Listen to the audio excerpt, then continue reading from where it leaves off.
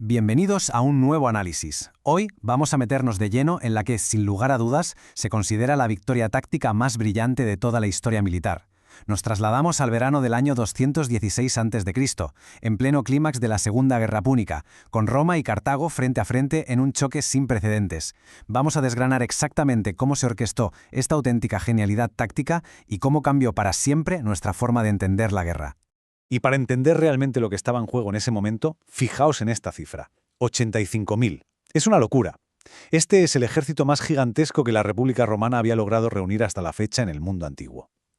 Roma parecía una verdadera apisonadora, una fuerza imparable con recursos y hombres casi infinitos. Imaginad por un segundo el impacto visual y el estruendo de 85.000 soldados marchando al unísono. Te vuela la cabeza, ¿verdad? Bueno, llegados a este punto, la guerra ya llevaba casi una década destrozándolo todo a su paso. Roma venía de sufrir dos humillaciones tremendas en el Trebia y en el lago Trasimeno, así que la situación era absolutamente crítica. Con el orgullo herido, un desesperado senado romano hizo un esfuerzo titánico y contrató mercenarios etruscos, samnitas y de otras zonas de Italia con un único objetivo: aplastar de una vez por todas al general cartaginés Aníbal Barca. Pasamos a la primera sección, las piezas en el tablero y cómo se reunieron los ejércitos. Porque claro, entender qué tenía cada bando es absolutamente vital para comprender cómo un choque que parecía decidido antes de empezar terminó siendo una clase magistral de estrategia.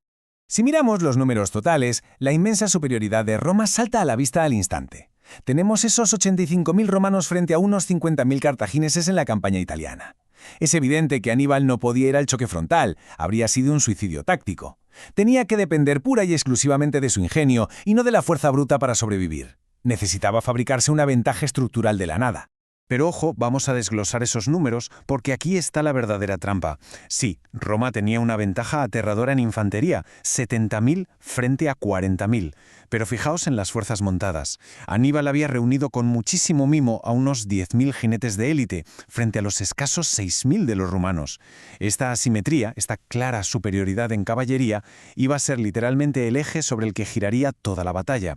Y claro, con ejércitos tan distintos, las estrategias eran como el día y la noche.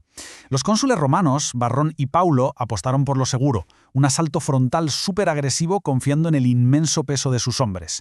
Aníbal, en cambio, dispuso sus tropas formando un arco, un centro más débil y adelantado y unos flancos en forma de columnas profundas y, sobre todo, ocultas. Los romanos pensaban ciegamente que tenían los lados protegidos por el río Aufidus y ese exceso de confianza les iba a salir carísimo. Intentad meteros en la escena de verdad. Terminan las escaramuzas iniciales y esos 70.000 infantes romanos empiezan a avanzar por una llanura totalmente abierta. Sus pasos debían sonar a kilómetros, marchando como una colosal bola de demolición que iba directa a reventar el centro cartaginés. La mera visión de esa masa de legiones provocaba escalofríos. Y así llegamos a la segunda parte, activando la trampa y su ejecución.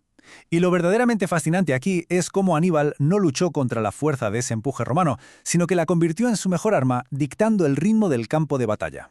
La trampa se fue cerrando en 4 fases que fueron letales. Un movimiento así requería una sincronización perfecta y una disciplina de hierro por parte del ejército mercenario de Aníbal. Pensad que un solo paso en falso o un colapso prematuro del centro y Cartago habría sido aniquilada al instante bajo el peso aplastante de Roma. Todo empezó por los extremos. Al ver que duplicaban en número a los romanos, la caballería izquierda de Aníbal destrozó rápidamente a sus rivales. Mientras tanto, sus veloces jinetes númidas aislaron y expulsaron literalmente del campo de batalla al cónsul Varrón y al resto de la caballería romana. En un abrir y cerrar de ojos, los flancos romanos se habían quedado completamente desnudos.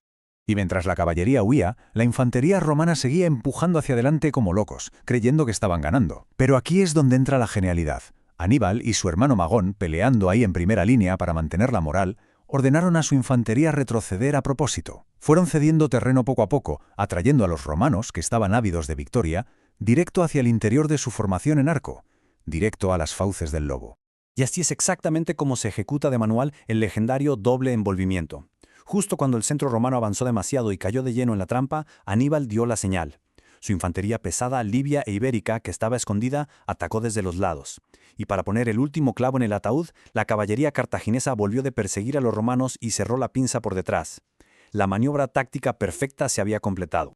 Pasamos a la tercera sección, unas secuelas devastadoras. porque la clave absoluta de este cerco es que el inmenso ejército romano estaba ahora completamente rodeado. Los soldados, acostumbrados a pelear en líneas anchas, se encontraron tan atrapados, tan brutalmente comprimidos unos contra otros, que a duras penas podían siquiera levantar los brazos para usar sus espadas. Y claro, el resultado de esta trampa mortal fue una carnicería implacable. Durante varias horas agónicas de combate, sin ninguna posibilidad de escape, los cartagineses, que iban mucho más ligeros, masacraron sistemáticamente a los romanos. Estamos hablando de entre 50 y 75.000 romanos aniquilados, frente a menos de 8.000 bajas de Aníbal. Es una auténtica brutalidad. Entonces, ¿qué debemos llevarnos de todo esto? Pues que Cannas no fue solo una derrota, fue la peor bofetada militar de la historia de Roma. Hizo añicos el mito de la invencibilidad romana y encumbró a Aníbal como un genio absoluto. Nos demostró cómo, utilizando magistralmente el terreno, entendiendo los tipos de tropas y jugando con la psicología del enemigo, se puede pulverizar a una fuerza inmensamente superior. Pero claro, a pesar de perder al ejército más grande de su historia y de que buena parte de su élite política muriera aquel día, este viaje nos deja con un misterio espectacular. ¿Por qué Roma no colapsó por completo? ¿Cómo demonios logró sobrevivir la República a un golpe tan sumamente destructivo?